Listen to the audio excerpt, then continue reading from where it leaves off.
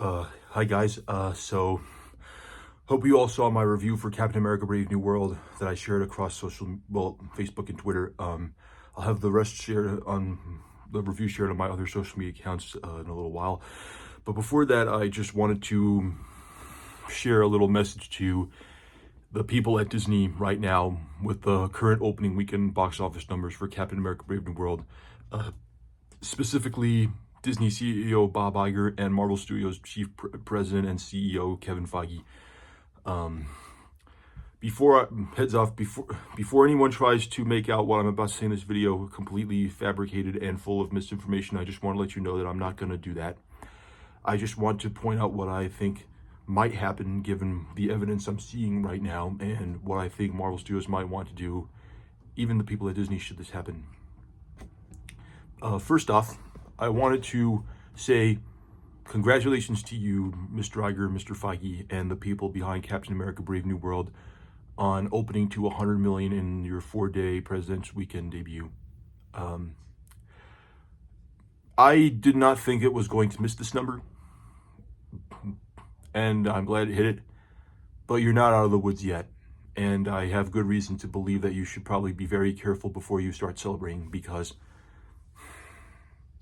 I'm going to be honest, I didn't hate the movie as much as people want it to look like I did. I still gave it like a 3 out of 5, but clearly I'm not oblivious to some of the problems this movie has in terms of its pacing, which might or may not have been a result of the 3 weeks of reshoots and additional filming that added in stuff and took some stuff out. And clearly audiences are kind of, I don't want to say in agreement with me yet, but based on the B CinemaScore, they also see this movie as not particularly great and has a lot of flaws as well.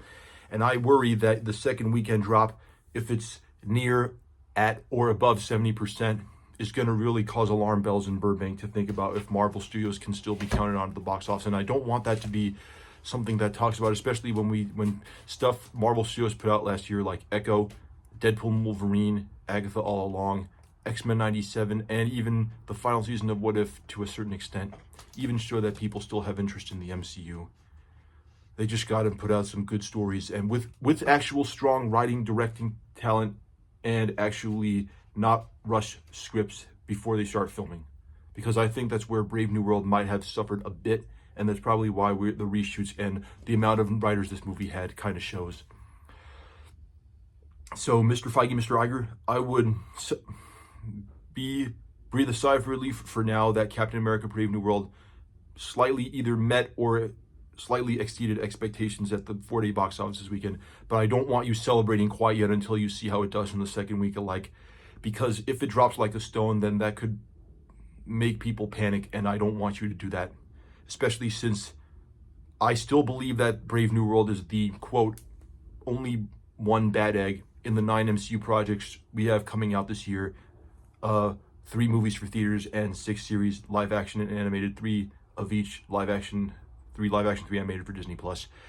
Because this was the last relic of the Bob Chapek era of Disney, where he put Marvel Studios to work in making content for Disney Plus and just to make and help theaters stay alive, when really I feel like they needed to focus on quality and making sure stories were great, strong, and well made.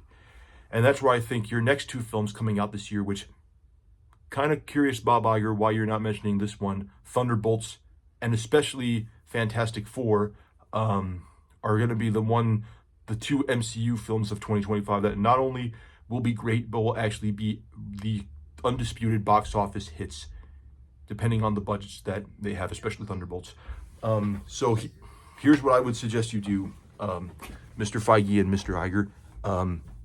Hang on a second. Okay.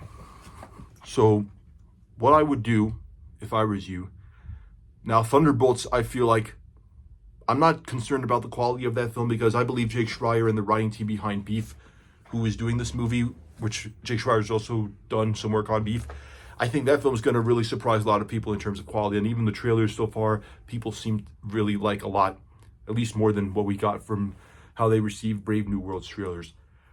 My concern is that the reception to Brave New World might make audiences think twice before deciding if they should see Thunderbolts in the theater or not, and I don't want that to be the case. So what I would do if I was you, Disney, I would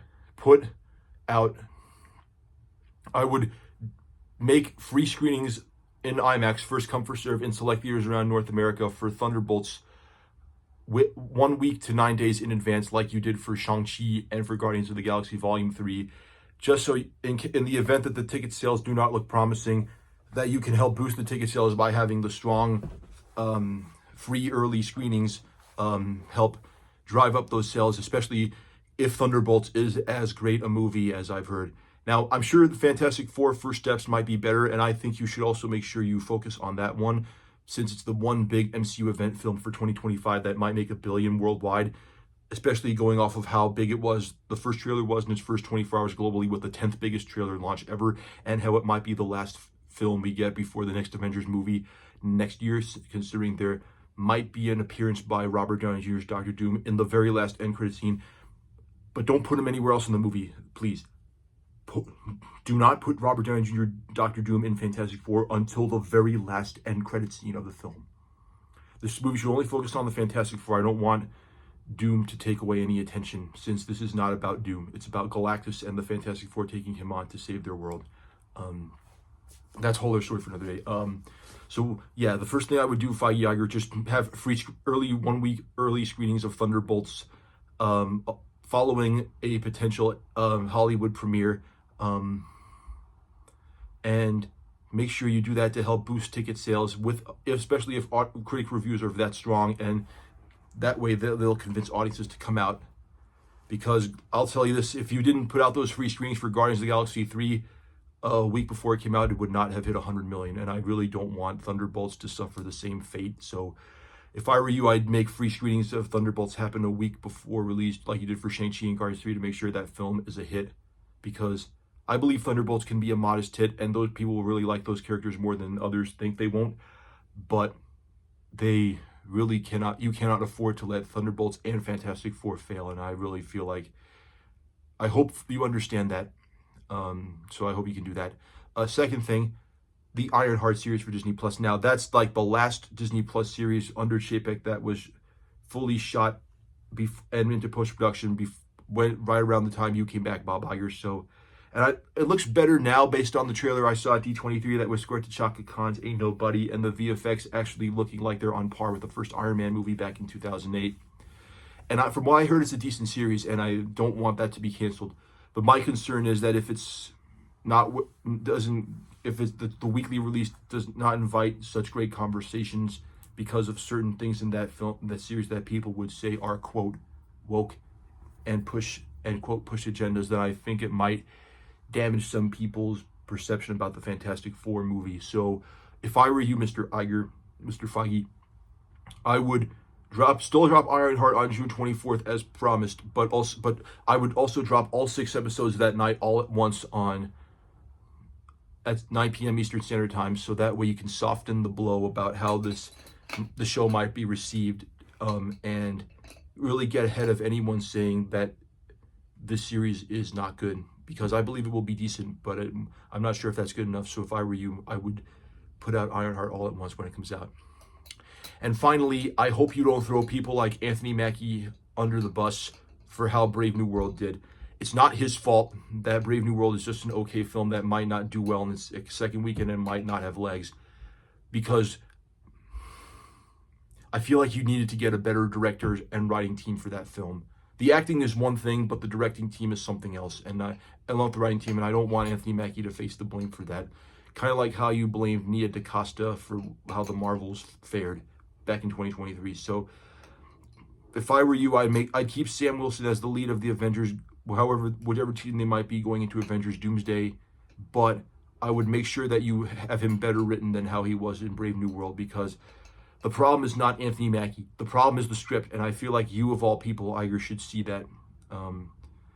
And I hope that Stephen McFeely, who's writing both Avengers Doomsday and Avengers Secret Wars, make sure that they write a great story arc for Sam Wilson being the leader of the Avengers, whichever form they take in that movie. So anyway, yeah, that's all I have to say. Just please make sure you get ahead of whatever might happen in the next coming week, and to stop the whole "the MCU is dead" rhetoric, because I need that to happen now more than ever.